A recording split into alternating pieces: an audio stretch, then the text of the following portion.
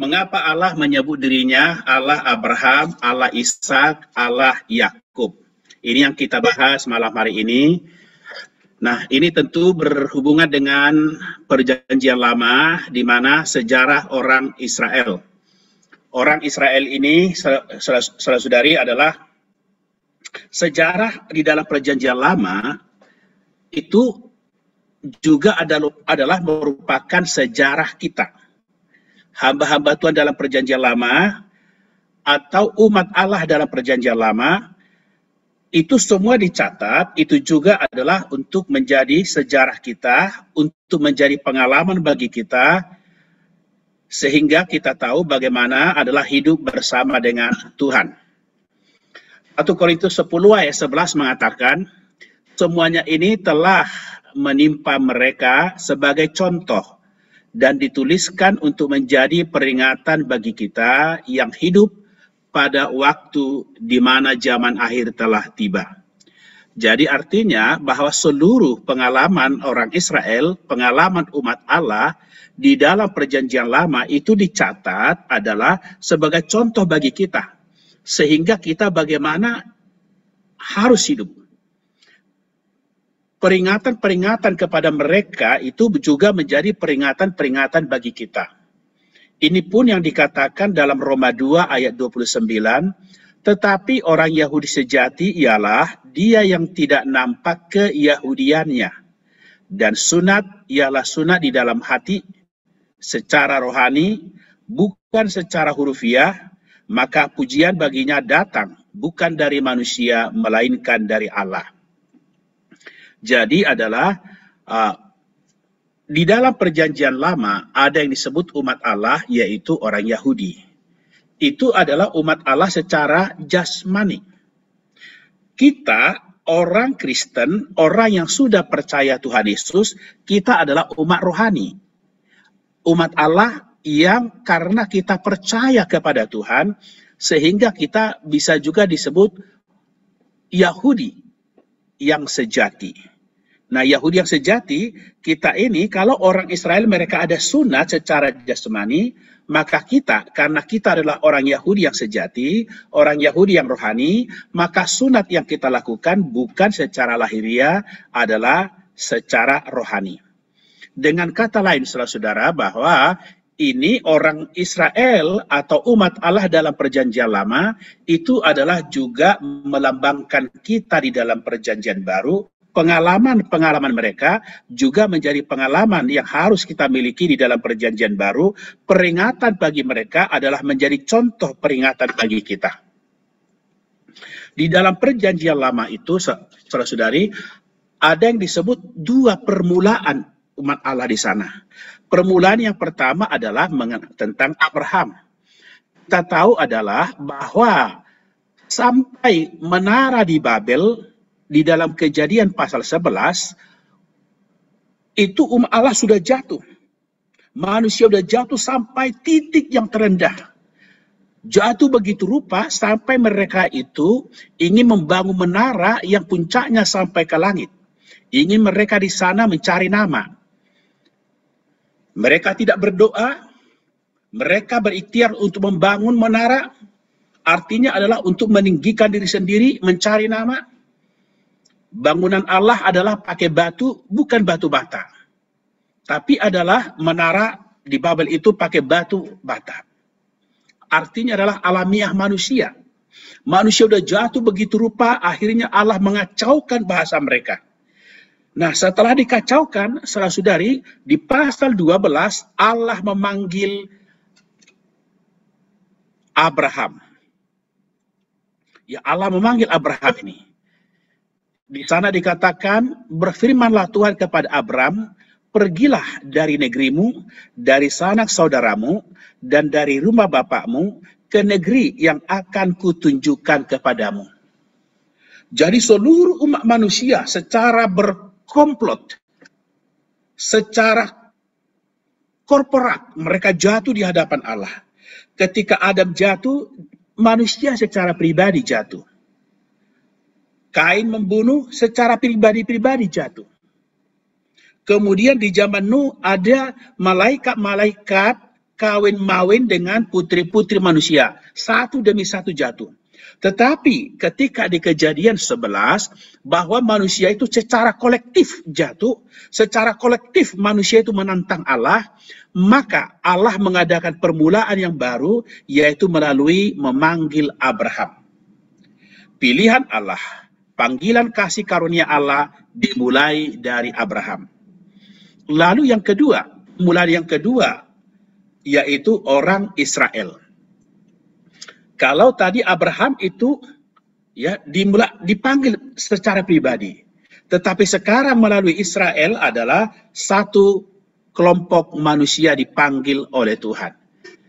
Tuhan mengatakan ketika adalah memanggil orang Israel, dia ingin mendapatkan bukan hanya pribadi-pribadi, tapi sekelompok manusia ini, orang Israel, ingin menjadi umat Allah.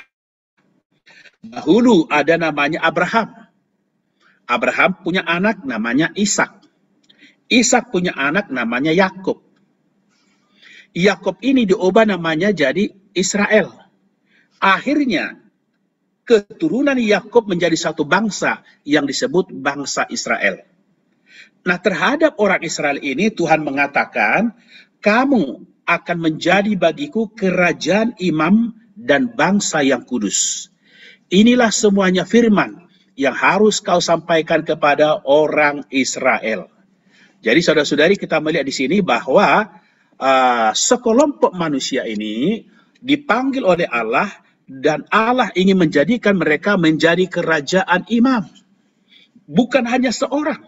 Kita pribadi-pribadi kita imam. Tetapi di sini adalah suatu kerajaan imam, yaitu imamat yang rajani. Itu adalah sekelompok orang ini, orang Israel. Kerajaan Israel, dasar kerajaan Israel adalah didirikan pada Abraham, Ishak, dan Yakub. Saudara-saudari, mengapa sebenarnya Abraham, Ishak, Yakub ini sering disebutkan oleh Allah di dalam perjanjian lama maupun perjanjian baru? Allah sering mengatakan, aku adalah Allah Abraham, Allah Ishak, Allah Yakub. Baik dalam perjanjian lama maupun dalam perjanjian baru. Mengapa? Jadi kita melihat di sini Abraham, Ishak, dan Yakub, mereka itu memiliki kedudukan yang khusus di hadapan Allah. Tuhan tidak menyebut nama yang lain. Tuhan hanya menyebut nama Abraham, Ishak, dan Yakub. Ini menyatakan bahwa dalam Alkitab, Abraham, Ishak, dan Yakub ini, mereka memiliki kedudukan yang khusus. Baik dalam perjanjian lama, mungkin perjanjian lama masih kita maklumi. Kalau Tuhan mengatakan, aku adalah Allah Abraham, Allah Ishak, Allah Yakub. Tetapi di dalam perjanjian baru juga Allah sering mengatakan bahwa dia adalah Allah Abraham, Allah Ishak, Allah Yakub. Bahkan ketika tentang perkawinan, orang mencobai Tuhan tentang perkawinan, Tuhan mengatakan bagaimana? Aku adalah Allah orang hidup. Aku adalah Allah Abraham, Allah Ishak, Allah Yakub. Aku adalah Allah orang hidup, bukan yang mati. Padahal saat itu Abraham, Yakub, Ishak, dan Yakub sudah mati. Tetapi di pandangan Allah mereka ini adalah hidup. Maka Allah mengatakan, aku adalah Allah orang hidup, bukan Allah orang mati. Tadi kita melihat bagaimana Allah memanggil Abraham di dalam Kejadian pasal 12. Di Keluaran pasal 3, di sini dikatakan, lagi ia berfirman, akulah Allah ayahmu, Allah Abraham, Allah Ishak, dan Allah Yakub. Lalu Musa menutup mukanya sebab ia takut memandang Allah. Jadi kita melihat di sini Allah Abraham, Allah Ishak, Allah Yakub. Jadi saudara-saudari, maka mengapa disebut Allah Ishak, Allah Abraham, Allah Ishak, Allah Yakub? Artinya bahwa pengalaman Abraham, pengalaman Ishak, pengalaman Yakub ini perlu menjadi pengalaman kita orang percaya. Pengalaman yang dimiliki oleh Abraham, pengalaman yang dimiliki oleh Ishak, dan pengalaman yang dimiliki Yakub juga harus dimiliki oleh umat Allah. Melalui penyaluran pengalaman dan pemberesan yang dialami oleh ketiga orang ini di hadapan Allah, Allah baru mendapatkan umatnya. Sebab itu, pengalaman Abraham, Ishak dan Yakub juga adalah pengalaman yang harus dimiliki oleh umat Allah. Kita akan lihat nanti apakah pengalaman Abraham, pengalaman Ishak, pengalaman Yakub yang perlu kita miliki. Jadi kita ini adalah perlu mendapatkan apa yang didapatkan oleh Abraham. Nah, apa yang didapatkan oleh Abraham atau apa yang dialami oleh Abraham itu ditambahkan ke dalam diri kita menjadi pengalaman kita, ditambah pula pengalaman yang didapatkan oleh Ishak, dan ditambah juga apa yang didapatkan dan dialami oleh Yakub, itu semua adalah ditambahkan dalam diri kita sehingga kita mengalami apa yang dialami, mendapatkan apa yang didapatkan oleh Abraham, Ishak dan Yakub. Kalau tadi di Kejadian pasal 12 kita sudah melihat Allah memanggil Abraham. Di pasal 26 adalah Allah berkata kepada Ishak. Dia mengatakan adalah, lalu pada malam itu Tuhan menampakkan diri kepadanya serta berfirman, Akulah Allah ayahmu Abraham. Janganlah takut, sebab aku menyertai engkau. Aku akan memberkati engkau dan membuat banyak keturunanmu karena Abraham hambaku itu. Jadi Allah ini berkata kepada Ishak bahwa dia adalah Allah bapaknya Ishak, Allah Abraham. Nah, kemudian terhadap Yakub dia berkata gimana? Ketika Yakub itu dalam perjalanan mau ke rumah Laban, dia bermimpi. Lalu Tuhan berkata gimana? Dalam pasal 28 ayat 13, berdirilah Tuhan di sampingnya dan berfirman, Akulah Tuhan Allah Abraham, nenekmu, dan Allah Ishak. Tanah tempat engkau berbaring ini akan kuberikan kepadamu dan kepada keturunanmu. Kepada Abraham Allah mengatakan bahwa Allah berjanji akan memberikan tanah kepada Abraham. Yang kita tahu nanti itu adalah tanah Kanaan. Kemudian janji ini Tuhan katakan lagi kepada Ishak. Janji ini Tuhan katakan lagi kepada Yakub. Lalu terhadap orang Israel, Tuhan berkata gimana? Ayat yang tadi Keluaran 6 ayat 7 kita baca adalah Tuhan mengatakan, dan aku akan membawa kamu ke negeri dengan sumpah telah kujanjikan memberikannya kepada Abraham, Ishak dan Yakub, dan aku akan memberikannya kepadamu untuk menjadi milikmu, akulah Tuhan. Jadi ulang berulang saudara-saudara, Allah berjanji mengenai adalah tanah itu, tanah Kanaan. Allah berjanji kepada Abraham, Allah berjanji kepada Ishak, Allah berjanji pada Yakub, sehingga nanti Tuhan mengatakan, Akulah Allah Abraham, Allah Ishak, dan Allah Yakub. Saudara-saudari, ini sangat menarik. Sangat menarik, Allah mengatakan, Akulah Allah Abraham, Allah Ishak, Allah Yakub. Saudara-saudari adalah bila kita percaya bahwa Tuhan itu adalah Allah kita, kita udah maju. Ada orang mengetahui Tuhan itu adalah Allah, Tuhan itu adalah juru selamat, Tuhan itu adalah orang baik, Tuhan itu adalah nabi, Tuhan, dan macam-macam Allah mengenal tentang Tuhan. Tetapi itu bisa pengenalan objektif dari orang. Namun ada seseorang, bila dia sudah menerima Tuhan masuk ke dalam dirinya, maka dia secara subjektif mengalami dan bisa berkata, dia adalah Allahku. Saudara-saudari, kita bisa mengatakan bahwa Tuhan itu adalah Allahku. Dia adalah Allahku, dia adalah Tuhanku, dia juru selamatku, dan seterusnya. Itu berarti kita memiliki satu pengalaman yang lebih maju, kita secara pribadi mengenal dan mengalami Tuhan. Tetapi saudara-saudari, yang kita bahas malam ini bukan itu. Bukan kita yang mengenal Tuhan, bukan kita yang mengakui Tuhan bahwa Dia adalah Allahku, Dia adalah Tuhanku, Dia adalah juru selamatku, Dia adalah penebusku. Bukan kita yang mengakui demikian, tetapi Allah yang mengakui. Allah mengakui bahwa aku adalah Allah Abraham, aku adalah Allah Ishak, aku adalah Allah Yakub. Ini sangat luar biasa. Saudara-saudari, adalah bila kita mengakui Tuhan, Dia adalah Allahku.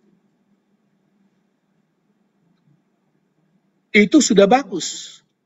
Tetapi alangkah indahnya, saudara-saudara, kalau Allah mengakui bahwa Dia adalah Allahnya kita. Oh, alangkah indahnya kalau Allah berkata aku adalah Allahnya Altin. Ini jauh lebih indah, jauh lebih pengalaman, saudara. Pengalamannya jauh lebih indah, lebih tinggi. Allah mengakui dirinya adalah bahwa Dia adalah Allah Abraham, Allah Ishak, Allah Yakub. Orang Israel masuk ke dalam warisan ketiga orang itu, yaitu Abraham, Ishak, dan Yakub. Mereka sendiri tidak mempunyai warisan. Artinya orang Israelnya itu tidak mempunyai warisan. Mereka memasuki ke dalam warisan Abraham, Ishak, dan Yakub. Karena Allah berkali-kali mengatakan, aku akan membawa kamu ke negeri ini, ke negeri ini, ke negeri ini. Allah berkata kepada Abraham, Allah berkata kepada Ishak, Allah berkata kepada Yakub. Terhadap orang Israel, Tuhan mengatakan, aku membawa kamu ke negeri yang telah kujanjikan. Jadi Allah telah menjanjikan kepada siapa? Kepada Abraham, Ishak, dan Yakub. Jadi warisan daripada orang Israel itu, warisan daripada umat Allah itu sebenarnya adalah warisan Abraham, Ishak, dan Yakub. Seluruh umat Allah haruslah mempunyai unsur Yakub, seluruh umat Allah haruslah mempunyai unsur Ishak, seluruh umat Allah haruslah memiliki unsur Abraham. Jadi adalah unsur Abraham, haruslah kita miliki unsur Ishak, unsur Yakub. Pengalaman Abraham, pengalaman Ishak, pengalaman Yakub haruslah menjadi pengalaman kita. Apa yang didapatkan Abraham, apa yang didapatkan Ishak, apa yang didapatkan Yakub haruslah menjadi didapatkan oleh kita kaum beriman dalam perjanjian baru. Maka itulah lalu bisa kita mengatakan bahwa Dia adalah Allah Abraham, Allah Ishak, Allah Yakub. Nah, untuk hal ini kita ingin melihat apa rupanya makna di balik itu Abraham itu. Apa makna di balik Ishak itu? Apa makna di balik daripada Yakub? Sehingga itu menjadi pengalaman kita. Saudara-saudari, kita tahu adalah Abraham itu asal mulanya adalah bernama Abram. Ya, jadi Abraham asal mulanya adalah Abram. Abram itu artinya bapakku atau bapakku yang agung. Abraham artinya bapak segala bangsa. Jadi dalam dua kata ini Abraham dengan Abram itu ada kata di sana Abra. Abra itu artinya bapak. Ya, Abra itu artinya bapak. Jadi artinya adalah dalam seumur hidupnya Abraham belajar satu pelajaran, yaitu mengenal Allah adalah Bapa. Saudara-saudari, kalau kita mengatakan bahwa Allah Abraham, artinya kita perlu mengenal, perlu mengalami, perlu mendapatkan dalam hidup kita ini bahwa Allah adalah Bapa kita. Dia adalah sumber kita. Yohanes 5 ayat 17 mengatakan, tetapi ia berkata kepada mereka, Bapakku bekerja sampai sekarang, maka aku pun bekerja. Jadi Yesus mengatakan, Bapakku bekerja sampai sekarang, maka aku pun bekerja. Artinya adalah Yesus tidak melakukan dari dirinya sendiri. Yesus dia bekerja, dia berbuat, dia melakukan adalah karena Bapa yang bekerja. Jadi dia tidak menginisiasi, dia tidak memulai sesuatu hal, kecuali adalah karena Allah yang memulai. Allah adalah Bapa, artinya dialah sumber, dia memulai, dialah segala-gala kita. Kita harus mendapatkan kasih karunia Allah. Saudara-saudari, kita perlu mendapatkan hal-hal seperti ini. Mendapatkan kasih karunia Allah, nampak bahwa di depan Allah kita tidak dapat memprakarsai satu perkara apapun. Juga tidak bisa memulai sesuatu apapun. Haruslah Allah yang memperkarsai, Allah yang memulai, Allah yang berinisiasi. Itulah yang disebut adalah Allah Abraham. Yohanes 5 ayat 19, maka Yesus menjawab mereka, katanya, aku berkata kepadamu, sesungguhnya anak tidak dapat mengerjakan sesuatu dari dirinya sendiri, jikalau tidak ia melihat Bapa mengerjakannya. Sebab apa yang dikerjakan Bapa, itu juga yang dikerjakan anak. Jadi saudara-saudari, kita melihat di sini adalah bahwa sebagai anak, Yesus tidak melakukan apa-apa, Yesus tidak berbuat sesuatu, Yesus tidak mengerjakan sesuatu, melainkan Allah lah yang melakukan, maka dia ya baru Tuhan melakukan. Saudara-saudari, mari kita dalam hidup kita, mari kita belajar mengalami pengalaman Allah Abraham. Yaitu adalah jangan kita memulai urusan dengan diri kita. Jangan kita berbuat sesuatu, kita yang memulai. Kita harus adalah Allah yang memulai. Dialah sebagai Bapa kita. Artinya saudara-saudara, mari kita mulai hidup kita melalui Allah. Mungkin melalui doa, mungkin melalui firman, mungkin melalui berkidung, bernyanyi, memuji Tuhan. Itulah kita mulai saudara-saudara. Jangan kita mulai dengan diri kita sendiri. Harus kita mulai bersama dengan Allah.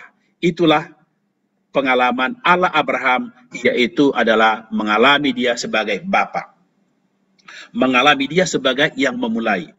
Pada mulanya bukan kita, pada mulanya adalah Allah. Allah adalah Bapa. Segala sesuatu berasal dari Allah. Abraham tidak ada permulaan. Allah yang memulainya. Allah yang membawa dia ke sini, Allah yang membawa dia ke sungai seberang sungai Efrat, Allah yang memanggil dia keluar dari Ur Kasdim.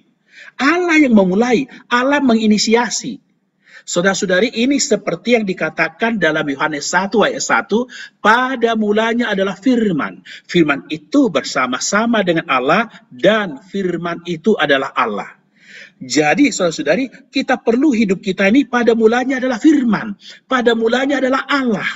Saudara-saudari, jangan kita memulai usaha kita dengan diri kita. Jangan memulai pekerjaan kita dengan diri kita. Tapi mulailah semua bersama dengan firman. Mulailah semuanya itu bersama dengan Allah. Kalau demikian saudara-saudara, kita mengalami Allah kita sebagai Allah Abraham. Anda sendiri sungguh-sungguh tidak tahu. Hanya setelah Bapa memberi petunjuk, barulah Anda tahu. Bukan hanya demikian, sampai-sampai Abraham mau melahirkan seorang anak pun ia tidak tahu. Anak juga diberikan oleh Allah. Luar biasa bukan? Saudara-saudari, sampai Abraham melahirkan anak pun tidak tahu. Kenapa? Karena sumbernya adalah Allah. Sumbernya kasih karunia Allah. Sumbernya adalah pemberian Allah. Sumbernya adalah belas kasih Allah.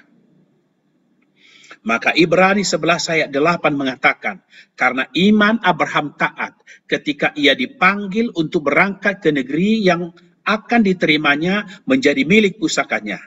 Lalu ia berangkat dengan tidak mengetahui tempat yang ia tujui. Tidak dia tahu kemana dia harus pergi.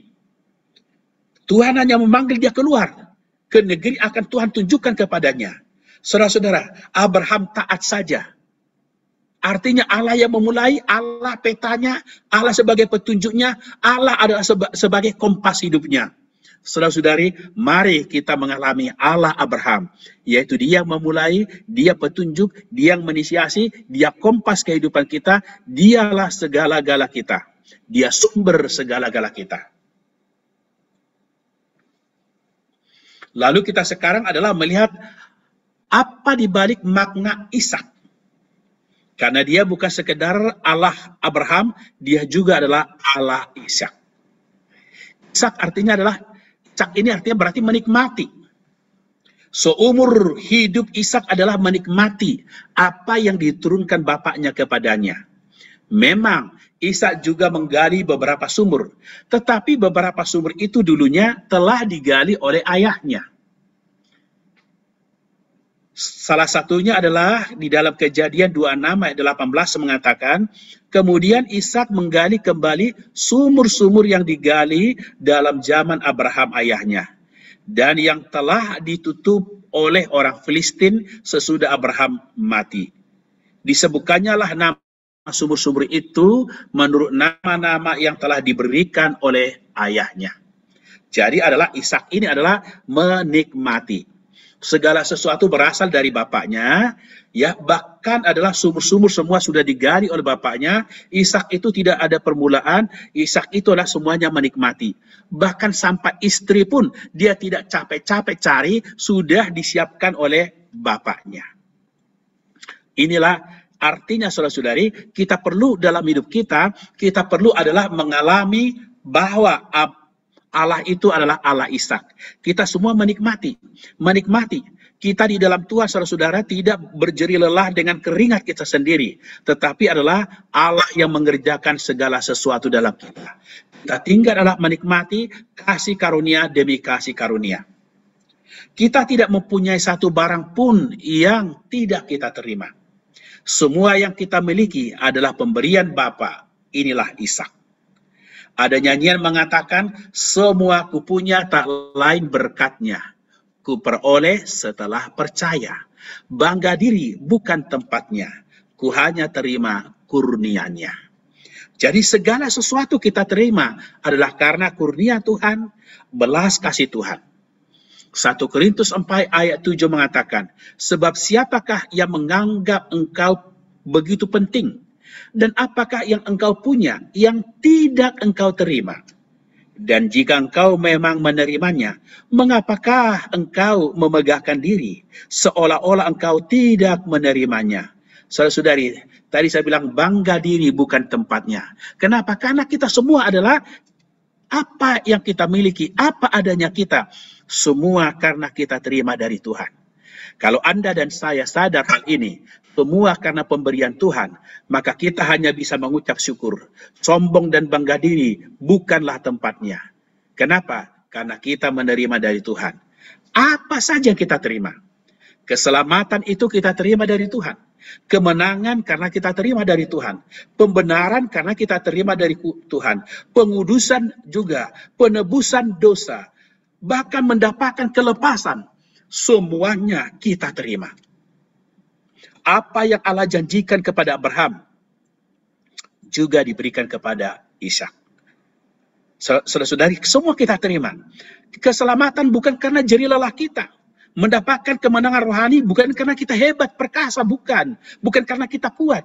Bahkan pembenaran juga bukan karena kita adalah menempuh hidup yang kudus, bukan. Pengudusan sendiri juga adalah, dan penebusan karena kita terima dari Tuhan. Allah memberikan dengan cuma-cuma pada kita. 1 Korintus 4 ayat 7 mengatakan, sebab siapakah yang menganggap engkau begitu penting, dan apakah yang tidak engkau punya yang tidak engkau terima? Dan jika engkau memang menerimanya, mengapakah engkau memegahkan diri seolah-olah engkau tidak menerimanya? Saudari, adalah sekarang kita melihat makna Yakub. Yakub itu memang artinya adalah si pemegang tumit, ya. Itu adalah arti Yakub. Pemegang tumit atau perampas. Ya. Jadi tapi Yakub ini adalah orang yang juga mengalami, yang dulu namanya Yakub menjadi Israel. Artinya dia mengalami perubahan. Jadi hidup kita melalui mengenal Allah Yakub, artinya kita perlu mengalami perubahan dari Tuhan. Allah Abraham sebagai sumber kita, artinya kita mengalami Allah sebagai sumber, kita mengalami Allah Ishak juga, kita adalah semua hanya kita terima. Tetapi walau kita udah tahu dia adalah Allah sebagai sumber, kita tahu semua itu adalah kita terima dengan cuma-cuma, namun dalam pengalaman kita seringkali belum mendapat apa-apa, belum menerima apa-apa. Mengapa, saudara-saudari? Mengapa kita tidak mendapatkan? Mengapa kita tidak mengalami? Mengapa tidak menempuh kemenangan? Adalah karena kita suka bertekad dengan diri kita. ingin melakukan sesuatu dengan kemampuan kita, dengan kekuatan kita. Akhirnya malah kita tidak mendapat apa-apa. Kenapa? Karena kita tidak mengenal bahwa semuanya itu kita mengalaminya adalah melalui kemenangan dalam hukum hayat. Di sini ada satu sebab, yaitu masih ada Yakub. Masih ada prinsip Yakub di dalam diri kita, yaitu aktivitas daging masih ada di sana, kekuatan jiwa kita masih ada di sana, kehidupan alamiah kita masih ada di sana. Inilah yang perlu ditanggulangi. Inilah yang perlu diremukkan. Supaya gimana? Supaya Yakub si pemegang tumit, supaya Yakub si perampas ini, dia berubah menjadi Israel, pangeran Allah.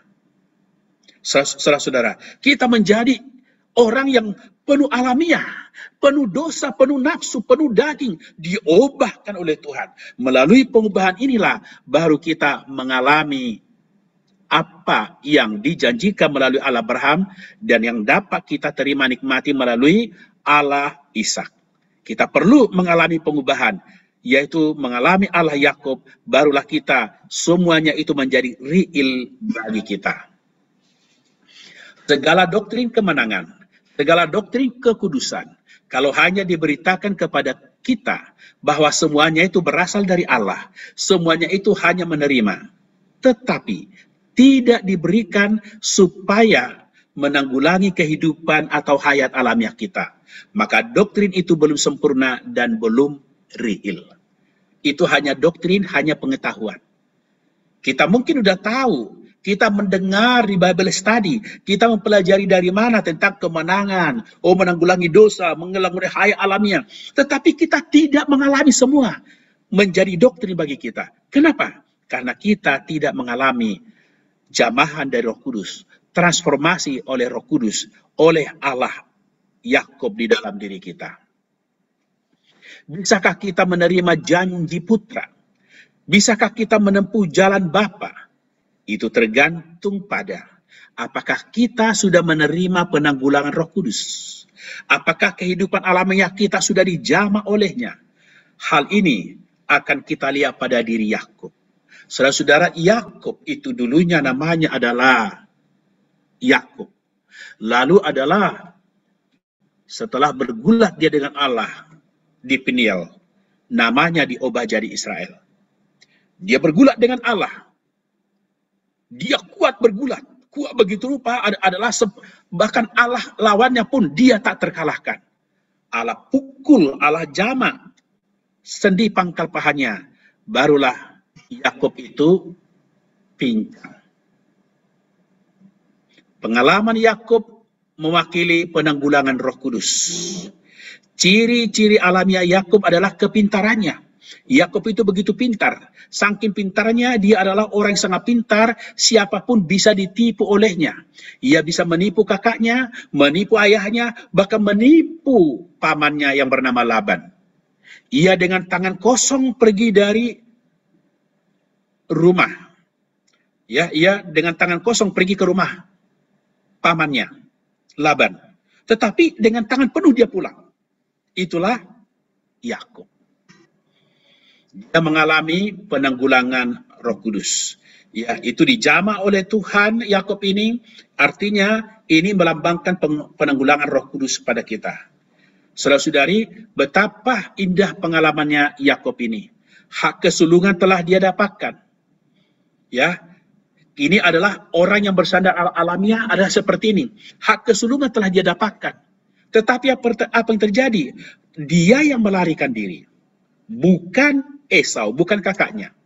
Dia mendapatkan berkat dari ayahnya. Tetapi dialah yang berkelana di luar, bukan kakaknya. Saya kira saudara-saudari mengerti ya. Siapa mendapat hak kesulungan, siapa mendapatkan berkat dari ayahnya, pasti dialah yang tinggal di rumah. Yang lain bisa berkelana. Tetapi ini malah Yakub yang mendapat hak kesulungan, Yakub yang mendapatkan berkat ayah, malah dia yang berkelana. Kenapa? Karena semuanya dia miliki secara alamiah, dia perlu mendapat penanggulangan Roh Kudus. Dia berkelana sampai ke rumah pamannya. Ia ingin menikah dengan Rahel, tetapi Laban terlebih dahulu memberikan Leah kakaknya bukan Rahel. Saudara-saudara, ini adalah penanggulangan di atas diri Yakub. Dia ditanggulangi begitu rupa, saudara-saudara. Dia bekerja demi mendapatkan Rahel, tetapi yang dikasih adalah Lea. Itu adalah berarti bagaimana Yakub di situ. Dia pasti adalah mengalami pengubahan-pengubahan dari Tuhan. Itu juga akan menjadi pengalaman kita. Semuanya itu adalah penunggangan Roh Kudus. Semuanya itu adalah pengolahan yang diterima oleh orang yang pintar. Orang yang bisa menghitung, ditekan oleh tangan Tuhan. Orang yang mempunyai cara, ditekan oleh tangan Tuhan. Kehidupan alamiah harus ditekan oleh Allah. Saudara-saudara, kadang-kadang kita di dalam gereja melayani, atau kita bekerja di dalam dunia, atau dimanapun kita bisa menggunakan kepintaran alamiah kita, kekuatan kita, pengaruh kita. Akhirnya apa yang terjadi? Semua diobrak-abrik oleh Tuhan. Kenapa? Karena Allah ingin menjamah diri kita ini. Allah ingin mengubah diri kita supaya jangan bersandar dengan alamiah, jangan bersandar dengan kepintaran, jangan bersandar kedagingan kita.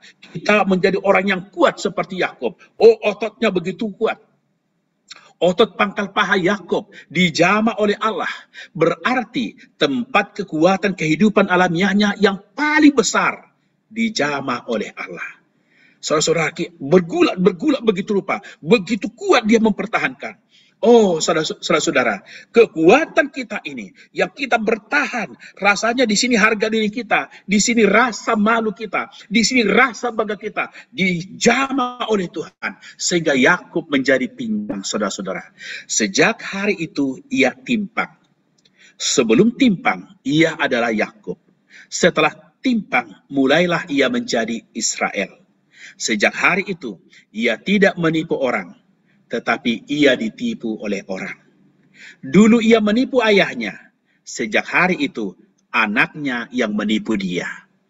Saudara-saudari, kita melihat di sini adalah kita orang Kristen, orang percaya Tuhan, kita tidak boleh menjadi batu sandungan bagi orang, walau mungkin orang lain menyandung kita. Kita tidak boleh mengecewakan orang, walau mungkin orang mengecewakan kita. Tidak boleh kita menyalahpahami orang, walau mungkin orang menyalahpahami kita. Kita tidak boleh menyakiti orang, walau mungkin orang menyakiti kita. Yakub tidak bisa ditipu oleh anaknya. Ia telah banyak mengalirkan air mata. Kekuatan alamiahnya telah dibereskan oleh Allah. Kekuatan alamiahnya disingkirkan oleh Allah. Pengalaman inilah yang bisa membimbing kita menjadi umat Allah. Dimana kalau kita rasanya udah mulai kehilangan, banyak air mata tercurah, banyak harga diri telah dijamah oleh Tuhan, banyak apa yang kita tutupi sudah dijamah oleh Tuhan. Oh, pengalaman ini saudara-saudara membuat alamiah kita makin tersingkir, kekuatan alamiah kita makin sirna, sehingga Allah makin tertampak dalam diri kita ini. Sehingga kita makin bersandar dengan Allah itu sendiri. Pada suatu hari Tuhan akan menjamah kita. Akan menjamah otot pangkal paha kita. Akan membereskan kehidupan alamiah kita. Kemudian kita menjadi baru. Menjadi orang yang rendah hati. Menjadi orang yang takut dan gentar dalam mengikuti Tuhan. Pada hari itu, kita tidak lagi berani sembarangan. Kita tidak berani lagi seenaknya sendiri mengeluarkan opini kita. Tidak lagi berani sendiri mengeluarkan pendapat kita sendiri. Mengapa? Karena kita sudah pincang. Kita tidak lagi bisa seenaknya berjalan. Oh, tidak bisa lagi seenaknya berbicara. Tidak bisa lagi seenaknya mengeluarkan opini pendapat kita. Kita menjadi pincang. Artinya kita selalu harus bersandar Roh Kudus. Kita harus selalu kembali ke dalam roh kita. Kita harus kembali selalu berdoa supaya Tuhan yang ternyata, supaya dirinya yang terekspresikan. Kita adalah sendi pangkal paha kita, otot kita yang paling kuat sudah dijamah oleh Tuhan. Sehingga tak berani lagi mengandalkan diri sendiri. Timpang bukan berarti tidak bisa berjalan, melainkan setiap langkah memberitahu kita bahwa diri kita tidak bisa berbuat apa-apa. Oh, di luar Kristus kita tidak bisa berbuat apa-apa. Oh, di luar Kristus kita hanya bisa tinggal di dalam Kristus. Karena di dalam Dia sebagai pokok anggur, baru kita bisa berbuah banyak. Di luar Dia kita tidak bisa berbuat apa-apa. saudara-saudari, yang kita perlukan hari ini, kita perlu menjadi orang yang mengalami Allah Abraham, yang mengalami Allah Ishak, yang mengalami Allah Yakub. Artinya saudara-saudara, artinya adalah bahwa adalah Allah bahkan bersaksi untuk kita. Allah bersaksi untuk kita bahwa Dia adalah Allah kita, bahwa Dia adalah Allah Abraham, Dia adalah Allah Ishak, Dia adalah Yakub. Bukan hanya kita mengakui Dia Allahku, Dia Tuhanku, Dia Rajaku, tetapi pernahkah Allah mengakui bahwa Dia adalah Allahnya kita, saudara-saudara? Kalau sampai dia mengakui hal itu, berarti pengenalan kita tidak hanya objektif. Kita mengalami secara pribadi Allah. Dia sebagai Allah Abraham, Allah Bapa. Segala sesuatu adalah berasal dari Dia, oleh Dia, untuk Dia. Kita tidak bisa memulai sesuatu. Semuanya dimulai dengan doa, dimulai oleh firman, dimulai oleh Allah. Saudara-saudara, kita bukan karena usaha kita sendiri. Melainkan karena kita menerima anugerah demi anugerah, kasih karunia demi kasih karunia. Karena kita semuanya adalah karena menerima, maka bangga diri, kesombongan, tinggi hati bukan tempatnya, saudara-saudara. Lalu adalah semua ini menjadi riil di dalam hidup kita.